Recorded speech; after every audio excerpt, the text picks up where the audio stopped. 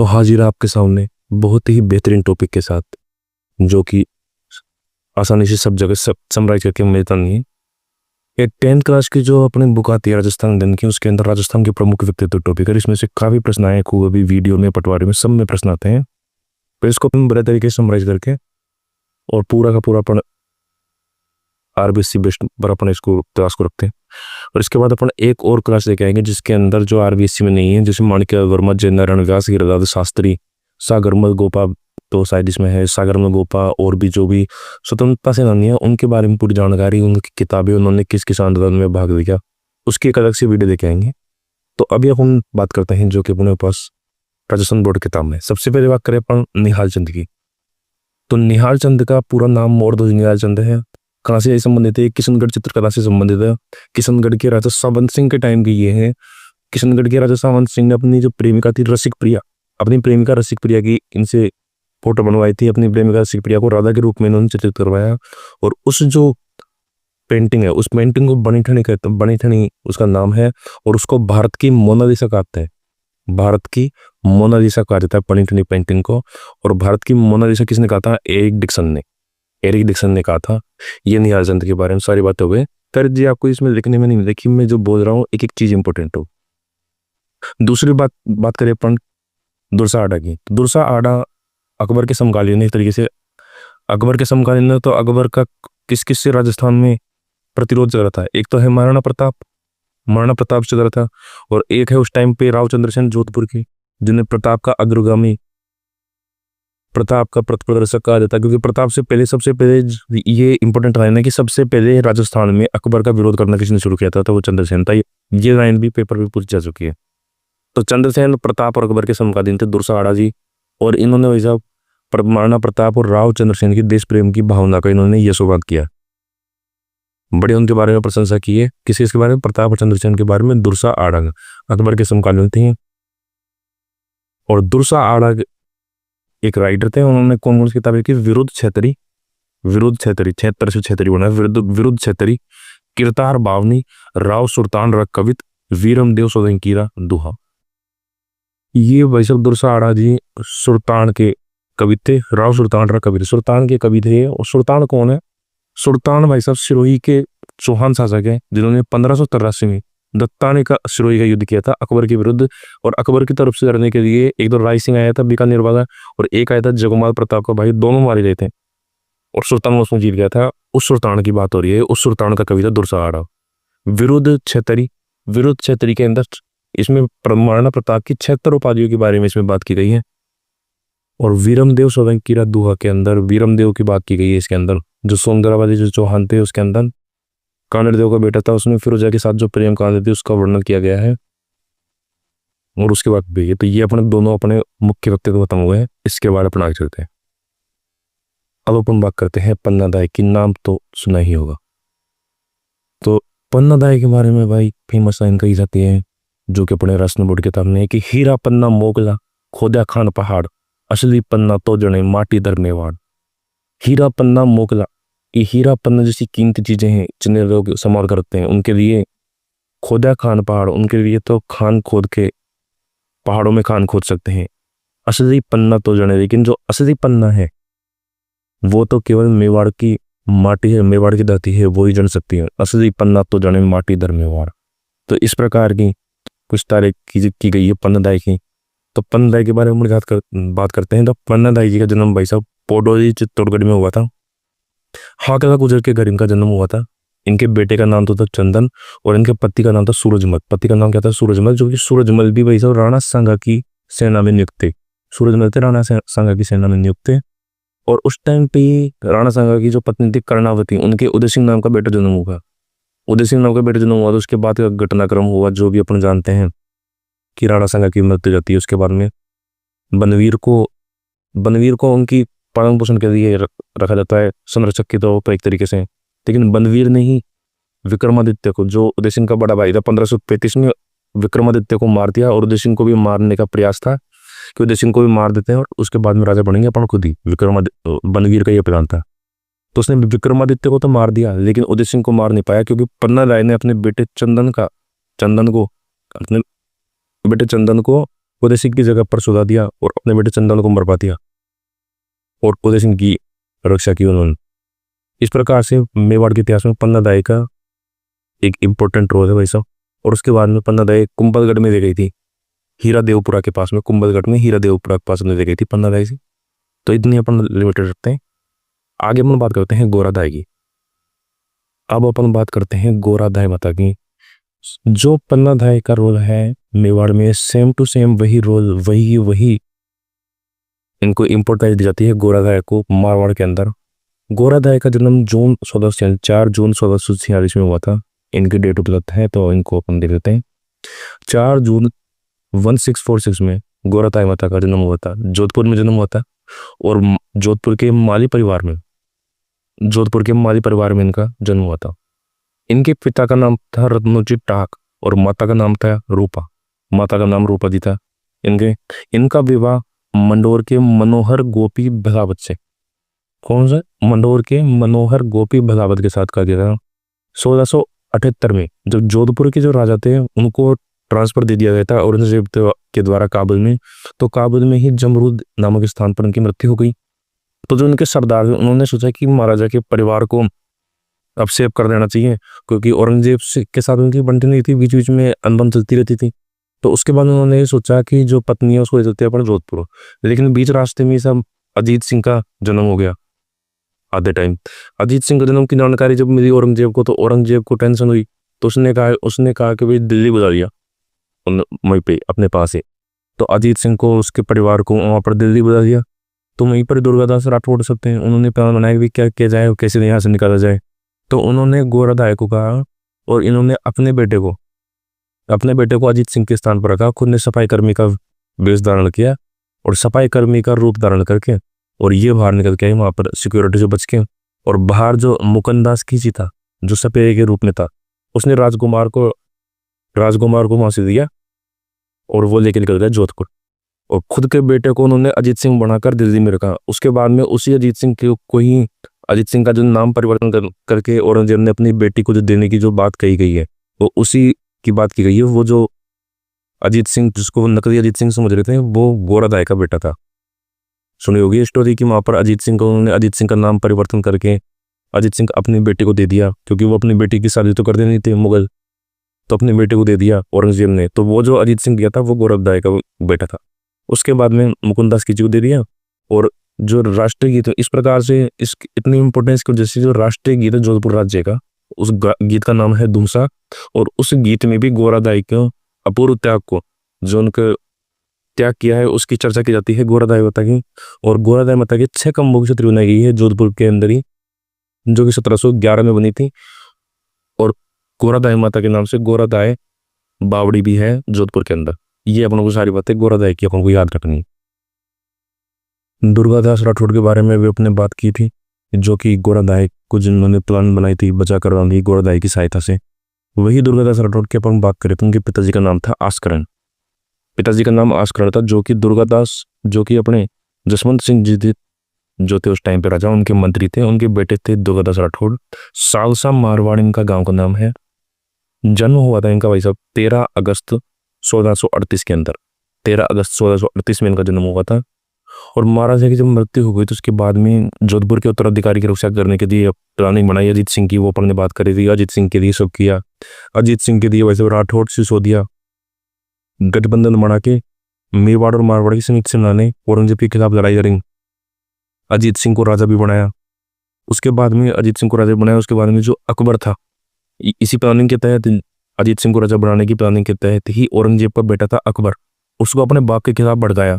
लेकिन बाद में कुछ चक्कर पड़ गया, उस वजह से अकबर को भेजा संभाजी के पास भेजा महाराष्ट्र में, मराठों के पास, कि वहाँ पर हो, वहाँ पर ज़्यादा सेफ है। और जो अकबर के जो बेटा था बुलंद अख्तर, अकबर का ये तो था बेटा बुलंद अख्तर तो इस अकबर का बेटा था। और सफियतुन्निसा ये अकबर की बेटी थी, मतलब औरंगजेब के ये पोता पोती हो गए। इनको बढ़िया इस्लाम की शिक्षा दी और मित्र धर्म निभाया और सहिष्णुता का इन्होंने परिचय दिया कि भाई उनके पास थे, वो हिंदू बना सकते थे, लेकिन फिर भी उनको मुसलमान धर्म की उन्होंने की। मुसलमानों में ऐसा हालांकि होता नहीं है, ये हिंदुओं के ही हिस्से में आता है ये सब चीज़ें। उसके अलावा फिर बाद में किसी बात को लेके अनबन हो गई। अनबन क्या हो गई, वो अजीत सिंह जब दुर्गादास राठौड़ जी के सामने बालक था, तो कोई भी काम हो तो फिर वो दुर्गादास राठौड़ जी से खुश हो जाता, अजीत सिंह बड़ा होने के बाद भी। तो अजीत सिंह को ये नागवार गुजरा। अजीत सिंह वो उसी प्रकार है जैसे क्या नाम है, गंडक को घी पचता नहीं है, तो अजीत सिंह को पता नहीं ना वो जो दुर्गादास राठौड़ ने देख किया, वो बढ़िया वहीं मरने देता, औरंगजेब के पास उसी के लायक था, वो वहीं रहता बढ़िया। लेकिन फिर भी जो भी है, दुर्गादास राठौड़ साहब यहाँ से छोड़कर परिवार सहित कहाँ चले गए, मेवाड़ में शिफ्ट हो गए। और लास्ट में उनकी मृत्यु 1718 में, 22 नवंबर 1718 में उज्जैन के अंदर इनकी मृत्यु हुई थी। और इन्हीं के लिए कहा जाता है मायड़ ऐसा पूतजन जैसा दुर्गादास। तो अपन दयालदास जी की बात करेंगे भाई साहब। दयालदास जी बीकानेर के कवि थे। 1798 में इनका बीकानेर के कुड़िया नामक जगह पर इनका जन्म हुआ। इन्होंने बीकानेर राठौड़ारी ख्यात लिखी थी। इनकी इस ख्यात में बीकानेर ख्यात में, ख्यात क्या होती है, ख्यात मतलब ख्याति प्रसिद्धि, उनकी जो पूरी जिनकी वंशावली वो सब चीजें इसमें जानकारी मिलती है। बीकानेर राठौड़ारी ख्यात में दयालदास जी ने बीकानेर के राठौड़ों की उत्पत्ति, अब बीकानेर के राठौड़ कहाँ से हैं, जोधपुर में, तो थोड़ी बहुत जोधपुर की भी चर्चा है। तो बीकानेर के राठौड़ों की उत्पत्ति से लेकर सरदार सिंह तक, सरदार सिंह के राज्याभिषेक तक, जिस टाइम तक सरदार सिंह का राज्याभिषेक हुआ था उस टाइम तक की इसमें विस्तृत जानकारी मिलती है। और सरदार सिंह के राज्याभिषेक से पहले कौन रहे थे, रतन सिंह। तो मुख्य रूप से दरबारी कवि रहे हैं रतन सिंह के। और इनकी आयु खूब थी, 94-95 वर्ष इनकी आयु रही थी। तो इस वजह से बाद में सरदार सिंह के शासनकाल में भी राज्य कवि रहे। तो रतन सिंह और सरदार सिंह दोनों के काल में ये रहे हैं। इसमें बीकानेर राजवंश का विवरण मिलता है, मुगल मराठों के राठौड़ों से संबंध, क्या क्या इन्होंने फरमान निकाले, क्या क्या उनके निशान थे बीकानेर के राजवंश के, वो उन सभी की इसमें विस्तृत जानकारी मिलती है। अब अपन बात करते हैं साहब कविराज श्यामलदास जी की। कविराज श्यामलदास जी का बहुत ही कौन नाम है, वीर विनोद नाम की महान रचना इनकी है। 1836 में धोकरिया भीलवाड़ा में इनका जन्म हुआ था। शंभू सिंह जी के ये प्रमुख दरबारी कवि थे। और उसके बाद में शंभू सिंह जी के बेटे सज्जन सिंह 1874 से 1884 इनके काल में भी ये रहे। कुछ लोग इनको शंभू सिंह जी के पहले जो महाराणा स्वरूप सिंह जी जो 1857 की क्रांति के टाइम की बात करते हैं, जब अपन सावर्स की बात करते हैं, सावर्स के साथ में स्वरूप सिंह जी थे, स्वरूप शाही सिक्के उन्होंने चलाए, स्वरूप सिंह जी ने डाकन प्रथा पर रोक लगाई। तो उन स्वरूप सिंह जी के टाइम पर भी कुछ लोग इनको मानते हैं कि उस टाइम पर भी इनका थोड़ा बहुत था। लेकिन जो मुख्य दरबारी कवि थे शंभू सिंह और सज्जन सिंह, इन दोनों में अपने प्राथमिकता मानते हैं। वीर विनोदी की रचना की बात करें तो वीर विनोदी रचना के टाइम शंभू सिंह जी के टाइम पर इसे शुरू हुआ था और समापन हुआ था सज्जन सिंह जी के टाइम पे। इसमें पूरे मेवाड़ का इतिहास लिखना शुरू किया था। तो शंभू सिंह जी के आदेश पर ही वीर विनोद लिखना प्रारंभ किया गया था और सज्जन सिंह जी के टाइम पर यह खत्म हुआ था। हालांकि जो इसका फर्स्ट प्रकाशन था वो सज्जन सिंह जी की मृत्यु के बाद में फतेह सिंह जी जो राजा बने थे उनके टाइम पर हुआ था। ये फतेह सिंह वही राजा है जो बिजोया किसान आंदोलन के टाइम पर, जो कि 1897 के अंदर शुरू हुआ था, उस टाइम पर जो हामिद नाम का अधिकारी बिजोया किसान आंदोलन में भेजा था, वो हामिद नाम का अधिकारी अपने को पता है फतेह सिंह जी ने भेजा था। तो वीर विनोद का प्रकाशन फतेह सिंह जी के टाइम पर हुआ था।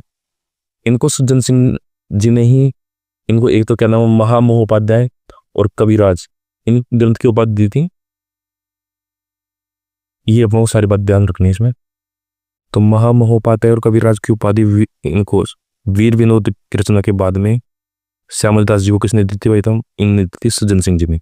ये अपने को ध्यान रखना है। गौरीशंकर हीराचंद ओझा जो है 1863 में इनको रोहिड़ा सीकर में इनका जन्म हुआ था।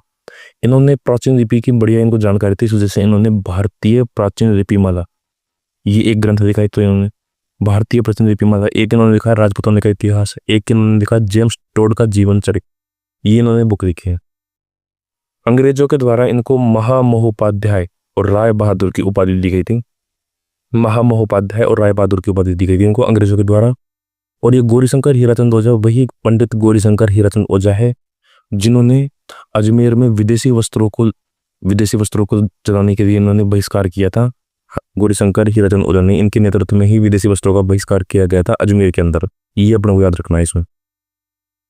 वो अपन चतुर सिंह जी के बारे में बात करें तो सबसे पहले तो अपन को मुख्य बात याद रखनी है कि इनका संबंध भाई साहब करजादी मेवाड़ से है। इनका संबंध किससे है, मेवाड़ से इनका संबंध। सबसे पहले तो अपन को ये बात याद रखनी है कि इनका संबंध किससे, करजादी मेवाड़ से है। करजादी मेवाड़ में भी इन्होंने सुखेर सुखेर नाम की जगह थी उदयपुर में, वहां पर इन्होंने झोपड़ी बनाई उदयपुर के पास में, और वहीं पर उन्होंने योग करना और ध्यान लगाना, आधुनिक किताबों की रचना करना, ये काम इन्होंने शुरू किया है। राजस्थान में रहते तो राजस्थानी भाषा के जानकार तो ही, राजस्थानी के साथ साथ संस्कृत भाषा के भी जानकार थे। और इन्होंने कौन कौन सी किताब लिखी थी? वो गंगा जदी टीका। ये गंगा जदी टीका किस पर लिखी गई है? भगवत गीता पर। तो भगवत गीता पर इन्होंने गंगा जदी टीका लिखी, परमार्थ विचार लिखे, योग सूत्र की टीका लिखी, सांख्य तत्व की समाज टीका, मानव मित्र चरित्र, शेष चरित्र, अलख पचीसी, अनुभव प्रकाश, चतुर प्रकाश, चतुर्चिंतामणि, समाज बत्तीसी। तो इसमें से सबसे इंपॉर्टेंट मेरे हिसाब से एक तो ये समाज बत्तीसी 32, अलख पचीसी 25, गणित वाले लिख दो पहले तो। और ये काई की संख्या है, ये संख्या तो सांख्य तत्व हो गया, सांख्य तत्व 3 तो ये याद हो गया अपने पास, 25 32 ये सांख्य तत्व। उसके बाद में चतुर प्रकाश, चतुर्चिंतामणि, ये तो याद रह जाएंगे। उसके बाद में चतुर, क्योंकि चतुर जी खुद का नाम है, अनुभव प्रकाश, और उसके बाद में शेष चरित्र और मानव मित्र का चरित्र और शेष चरित्र, ये अपने इंपॉर्टेंट अपने एक बार दिमाग में रख रहे हैं। इसके बाद में इनको 1929 में चतुर सिंह जी की मृत्यु हो गई थी। ये कोई काम की बात तो है नहीं वैसे, तो दिख देता है 1929 में, ये अपन देख रहे हैं। इसके बाद में बना के चलते हैं। वहाँ इनके बारे में ये बात और ध्यान रखने की, शुरुआत में तो ये ऐसे नहीं थे इस प्रकार से बाबा जी बड़ा काम नहीं करते थे, लेकिन ये कम टाइम पर ही क्या नाम है इनकी पत्नी का देहांत हो गया। तो उसके बाद में इन्होंने फिर सब मोह माया छोड़ छाड़ के अपने और धार्मिक कार्यों में लग गई। अब अपन इसमें 2 बात हैं, एक तो बीरबल सिंह है। बीरबल सिंह का अपन ने जिक्र पढ़ा होगा बीकानेर प्रजामंडल के अंदर। तो बीरबल सिंह के बारे में ज़्यादातर जानकारी अपन प्रजामंडल में पढ़ देते हैं, जैसे गंगानगर जिले के राय सिंह नगर में इनका जन्म हुआ था। बीरबल सिंह का बीकानेर प्रजा परिषद के सदस्य थे, ये बात अपन जानते हैं। 1 जुलाई 1946 के दिन झंडा अभिवादन के दौरान कार्यकर्ता हाथों मिशन दे का सम्मेलन इस तरह पहुंचे थे। उसी टाइम पर गोली चल रही, तो उसमें बीरबल सिंह जी की मृत्यु हो गई थी। ये बात अपन ने पढ़ नहीं है। अगर एक बात अगर नहीं पढ़ी हो तो गाएगा पुस्तक बीरबल सिंह के अंतिम शब्द क्या थे? झंडा ऊंचा रहे हमारा, झंडा ऊंचा रहे हमारा, क्योंकि झंडा कार्यक्रम चल रहा था। तो बीरबल सिंह जी के राष्ट्र शब्द क्या थे? झंडा ऊंचा रहे हमारा। ये अगर नहीं पढ़ा हो तो ये एक बात ध्यान रख सकते हैं अपन, बीरबल जी ने कहा था ये राष्ट्र शब्द, बीरबल के राष्ट्र शब्द। इसके अलावा अपन बात करें विजयदान देथा की, तो विजयदान देथा के बारे में अपन ज़्यादातर पढ़ देते हैं। बोरुन टोकपुर के अंदर कोमल कोठारी के साथ मिलकर उन्होंने रूपायन संस्था की स्थापना की थी, ये अपन पढ़ते थे। तो जहां पर उन्होंने रूपायन संस्था की स्थापना की थी विजयदान देथा ने, वहीं पर उनका जन्म हुआ था, बोरुंदा जोधपुर के अंदर। इनकी कृतियों की बात की गई है इसमें, तो बातारी फुलवारी अपन इसके बारे में पढ़ देते हैं। लोक कथा, बापू के 3 हत्यारे, इसके बारे में कौन पढ़ते हैं? चौधरायन की चतुरायन, इसके बारे में अपन देख लेते हैं। दुविधा और अलिकोट, तो ये इनके नाम अपन पढ़ देते हैं। बिज्जी विजयदान देथा का दूसरा नाम क्या था? बिज्जी विजयदान देथा का नाम था, इस नाम से अपन जानते हैं। विजयदान देथा और विजय सिंह पति का, विजय सिंह पति का दूसरा नाम था भूप सिंह, और ये विजयदान देथा है, इनको बिज्जी नाम से कहते थे। तो इनके बारे में ज्यादातर एक ही फिल्म थी दुविधा, तो इनकी बुक थी, उस पर मणिकौल ने दुविधा फिल्म बनाई थी, और अमोल पालेकर ने इसी पर पहली नाम की फिल्म बनाई थी। इसके अलावा इनके अवार्ड की बात की गई है बुक में, तो 1974 में केंद्रीय साहित्य अकादमी पुरस्कार है, 92 में भारतीय भाषा परिषद, 2002 में बिहारी पुरस्कार है, 2006 में साहित्य चूड़ामणि पुरस्कार है, 2007 में इनको पद्मश्री, 2012 में राजस्थान रत्न से इनको सम्मानित किया गया है। तो ये सारी बातें अपन जो साहित्य बारे चैप्टर होता है उसके अंदर पढ़ी जाते हैं। अब जो एक्टर बातें हैं, जैसे विजयदान देथा राइटर, तो राइटर की बातें की गई। अब अपन बात करते हैं कन्हैयालाल सेठिया जी को। अब अपन कन्हैयालाल सेठिया जी की बात करें तो इनकी प्रमुख कविताएं तो सभी ने सुनी है, धरती डोरारी, पाथर और पीथर की, उनके बारे में सब जानते हैं। इनके अगर जन्म की बात करें तो 1919 में इनका जन्म हुआ था सुजानगढ़ चूरू के अंदर, ये बात भी संबंध जानती हैं सभी। इसके अलावा सुजानगढ़ और कलकत्ता में शिक्षा प्राप्त करने के बाद सुजानगढ़ और कलकत्ता से उन्होंने शिक्षा प्राप्त की है। 1934 में गांधी जी के संपर्क में आए, और गांधी जी के संपर्क में आया तो गांधी जी बड़े लक्षण आएंगे कौन कौन से? खादी का प्रचार करते थे गांधी जी, तो एक दलितों के उत्थान की बात करते थे, तो इन्होंने भी सब खादी प्रचार का काम शुरू किया और दलित उद्योग का काम शुरू किया। उसके बाद में 1941 में इन्होंने अपना पहला काव्य संग्रह वनफूल प्रकाशित किया। 1941 में पहला काव्य संग्रह वनफूल प्रकाशित किया, और 1942 में जिस टाइम पर भारत छोड़ो आंदोलन चल रहा था, तो 1942 में भारत छोड़ो आंदोलन में भाग लिया। भाई कोई गांधी जी से अगर जुड़ा हुआ है तो भारत छोड़ो आंदोलन में तो भाग देगा ही देगा। उस टाइम पे उन्होंने एक राष्ट्रीयता से भरी हुई एक इनमें काव्य संग्रह लिखा, अग्निवीणा, जो कि 1942 में भारत छोड़ो आंदोलन के टाइम पे लिखा। और अग्निवीणा की वजह से इनको पकड़कर राजद्रोह का इन पर आरोप लगा दिया, इनको पकड़ कर जेल में डाल दिया था अग्निवीणा की वजह से। उसके बाद में भारत छोड़ो आंदोलन में, जैसे कि अपन ने बताई थी, भाग दिया था। 1945 में इन्होंने बीकानेर प्रजा परिषद के प्रमुख जो कार्यकर्ता थे उसके रूप में रहे। इन्होंने सामंतवाद का विरोध किया। प्रजा परिषद का काम यही था, ये सब जनता के किसानों के हित की बात करना, तो इन्होंने वो काम की। और कुण जमीन रो धनी, इस रचना के माध्यम से इन्होंने सामंतवाद का विरोध किया और किसानों में जागृति लाने का प्रयास किया। कुण जमीन रो धनी, इस रचना के माध्यम से, कुण जमीन रो धनी, ये इनकी रचना है। इसके अलावा इन्होंने आबू को, माउंट आबू को, जो सरदार वल्लभ भाई पटेल जो गुजरात में उस टाइम पे तो बॉम्बे प्रेसिडेंसी में आता था, तो मुंबई में और जिया गुजरात में जो मिलाने का उनको प्रयास था, उसके विरुद्ध आबू को राजस्थान में मिलाने के लिए इन्होंने भरसक प्रयास किए थे कन्हैयालाल सेठिया जी ने। उसके बाद में 1576 में, जैसे कि अपन जानते हैं, हल्दी घाटी युद्ध हुआ था। तो 1976 में से 400 वर्ष पूरे हो रहे थे, तो हल्दी घाटी के चतुशताब्दी समारोह में ये शामिल हुए थे। 1976 में ही चित्रकूट मेला लगा था, उसमें ये शामिल हुए थे। और पश्चिमी सांस्कृतिक परिषद, ये अपने अनुसंधान वाले टॉपिक में भी अपन पढ़ते हैं। पश्चिमी सांस्कृतिक परिषद कहाँ पर स्थित है? उदयपुर में। तो पश्चिमी सांस्कृतिक परिषद की भी इन्होंने सक्रिय भागीदारी निभाई थी। तो 1976 समझ लो उनके तो लकी डे उनके लिए। 1976 में ही लीलदास, इनकी फेमस कविता लीलदास को अपन उसमें पढ़ते हैं चैत्र महीने क्या, उसको विजयदशमी के दिन लीलदास को देखना शुभ माना जाता है, तब अपन बात करते हैं। तो 1976 में ही लीलदास इनकी रचना के लिए इनको केंद्रीय साहित्य अकादमी पुरस्कार मिला था। तो ये तो इनकी बुक है लीलदास।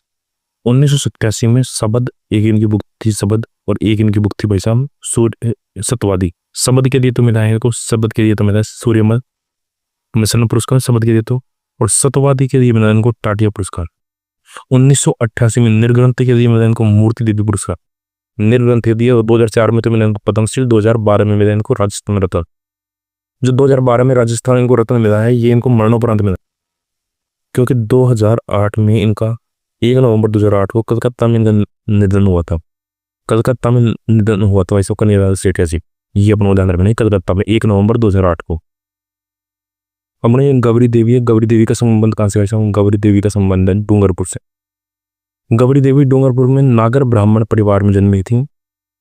गौरी कृष्ण भक्त थी, गौरी देवी कृष्ण भक्त थी। जो राजस्थान में कृष्ण भक्त कौन हुआ है? राजस्थान में कृष्ण भक्त हुआ वैसे मीरा जी हुई सबसे भयंकर। तो इनको कहते हैं वागड़ की मीरा। इनको वागड़ की मीरा या राजस्थान की दूसरी मीरा, वागड़ की मीरा या राजस्थान की दूसरी मीरा इनको कहा। डूंगरपुर के जो महारावल शिव सिंह थे, उन्होंने 1829 में इनके नाम से गौरीबाई के लिए इन्होंने बाल मुकुंद मंदिर बनवाया। उस बाल मुकुंद मंदिर को गौरीबाई का मंदिर भी कहते हैं।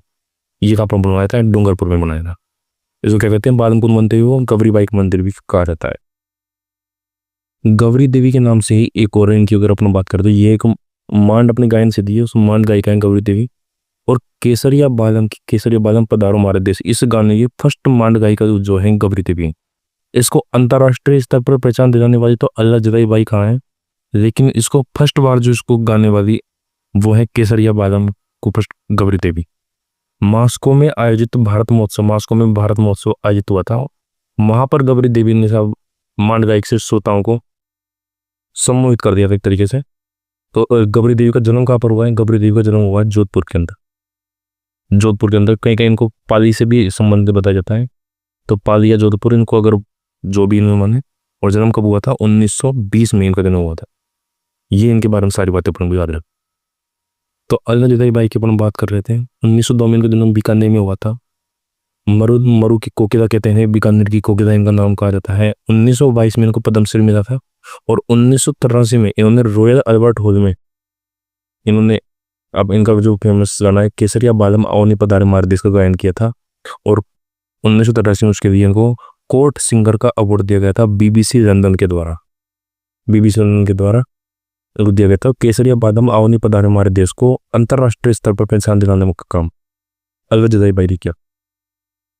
इन दोनों पीरू सिंह और मेजर शतान सिंह कंपनी हवलदार मेजर पीरू सिंह और मेजर चेतन सिंह दोनों बीच में कंफ्यूजन होता है कि परमवीर चक्र, फर्स्ट परमवीर चक्र कौन सा है और बाणासुर के शहीद कौन सा है। तो अपन सबसे पहले इस सीरीज में देखेंगे, सेतानवाड़ा तो शहीद है और पेवाड़ा पे पीरूवाड़ा तो परमवीर चक्र है। फर्स्ट परमवीर चक्र इन राजस्थान पीरू सिंह और बाणासुर के शहीद का नाम जो कौन है, चेतन सिंह। तो वही सबसे पहले तो अपन दो एक की बात कर देते हैं कि रामपुरा बेरी में जो जन्म हुआ था पीरू सिंह जी का, तितवाल जम्मू कश्मीर में, तितवाल जम्मू कश्मीर के अंदर इनको इनके एक पहाड़ी को प्राप्त करने का इनको टारगेट सौंपा गया था। 1918 में इनको जन्म हुआ था, 20 मई 1918 में रामपुरा बेरी जन्म में। 1936 में इन्होंने भर्ती की थी, 6 राजपूताना बटालियन के अंदर इन्होंने भर्ती की थी।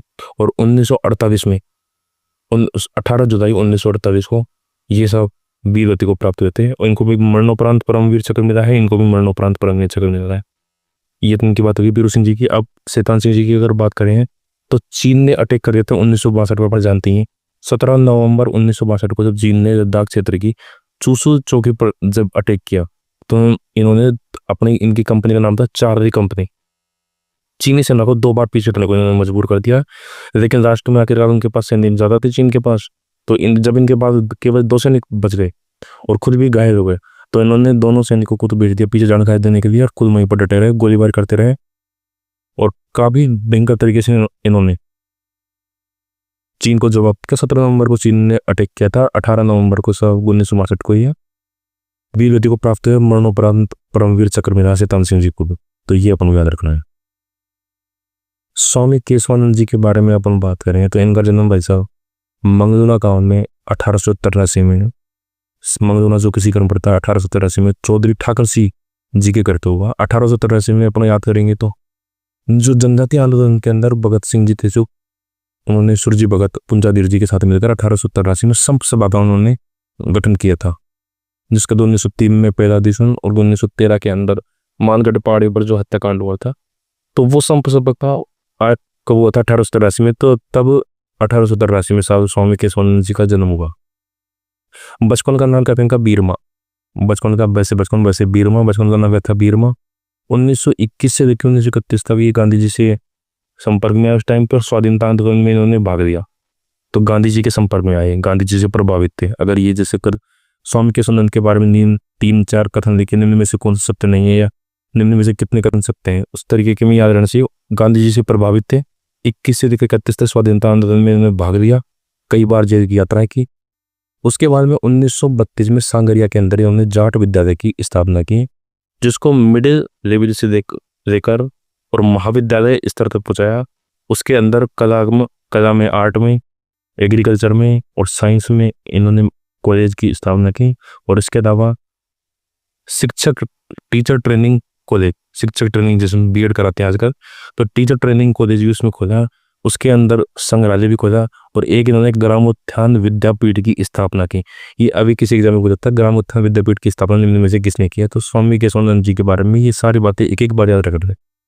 1944 से लेकर 1944 से 1956 के बीच में बीकानेर में इन्होंने 300 पाठशालाएं बनाई और इन्होंने कई चलते फिरते वाचनालय, घूमते फिरते वाचनालय और पुस्तकालय की इन्होंने स्थापना की। ये एक ही बात बनी, ये अभी पूछा एग्जाम में किसी में।